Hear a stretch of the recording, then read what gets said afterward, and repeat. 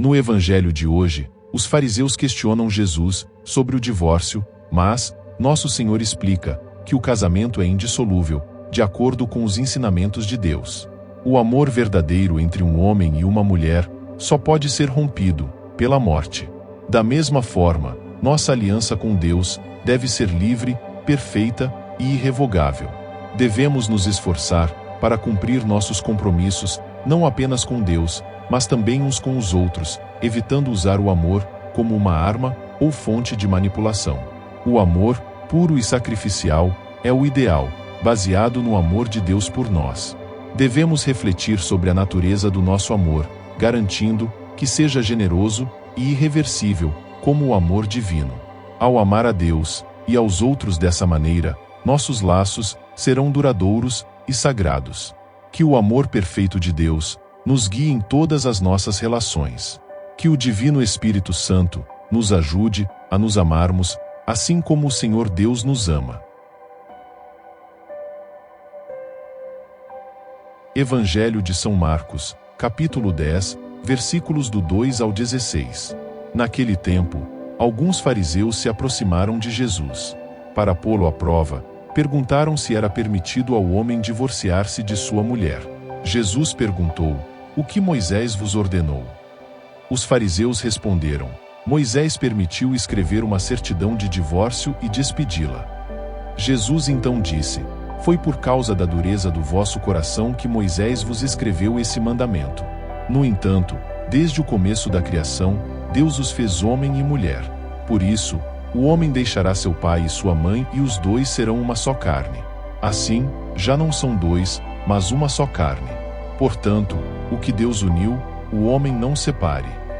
Em casa, os discípulos fizeram, novamente, perguntas sobre o mesmo assunto. Jesus respondeu: "Quem se divorciar de sua mulher e casar com outra cometerá adultério contra a primeira. E se a mulher se divorciar de seu marido e casar com outro, cometerá adultério." Depois disso, traziam crianças para que Jesus as tocasse. Mas os discípulos as repreendiam. Vendo isso, Jesus se aborreceu e disse: "Deixai vir a mim as crianças. Não as proibais, porque o reino de Deus é dos que são como elas. Em verdade vos digo, quem não receber o reino de Deus como uma criança não entrará nele." Ele abraçava as crianças e as abençoava, impondo-lhes as mãos. Palavra da salvação.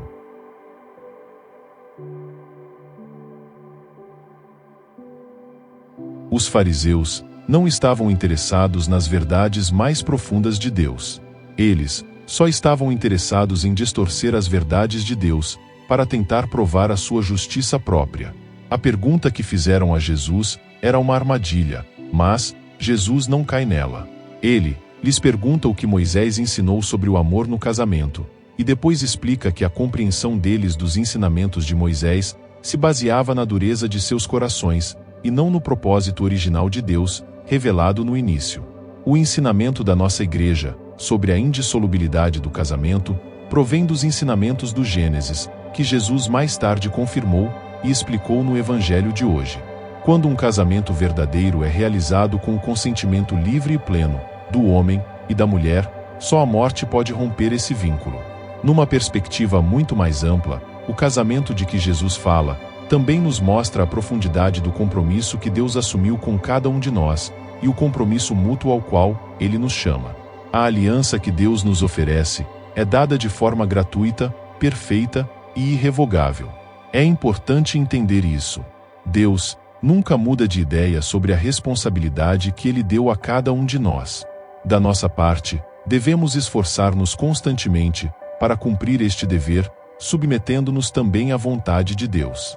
Embora haja muito mais a ser dito sobre o casamento mundano entre Jesus e os fariseus, devemos também ver nesta troca uma falha comum que encontramos no nosso casamento com Deus e no nosso amor pelos outros.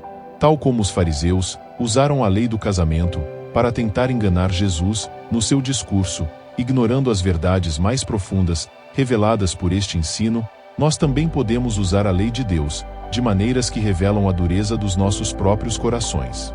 O amor, seja o casamento, ou o amor que é a base da nossa união com Deus, pode facilmente ser usado como uma arma, e não como uma fonte de unidade. Em relação aos outros, podemos facilmente cair na armadilha de usar os comandos do amor como fonte de manipulação e persuasão. Se você me amasse, você faria.